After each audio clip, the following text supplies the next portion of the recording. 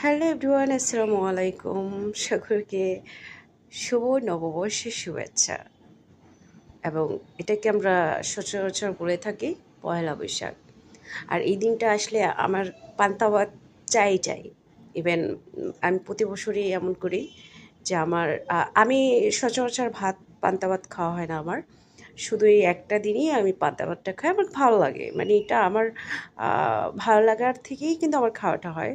তো সাথে অবশ্যই থাকবে ইলিশ মাছ ভাজা, বেগুন ভাজা, তারপর পেঁয়াজ, কাঁচামরিচ, শসা, আরও থাকবে হচ্ছে ভর্তা, অনেক আইটেম। বাট আমার একটা শুটকি ভর্তাই ছিল, লইট্টা শুটকি, ওইটা ভর্তা ছিল না, এটা ভাজা ছিল, ভুনা ছিল, ওইটা খেয়েছি। সো ভালোই লাগছে আসলে, অনেক টেস্টি ছিল খাবারটা।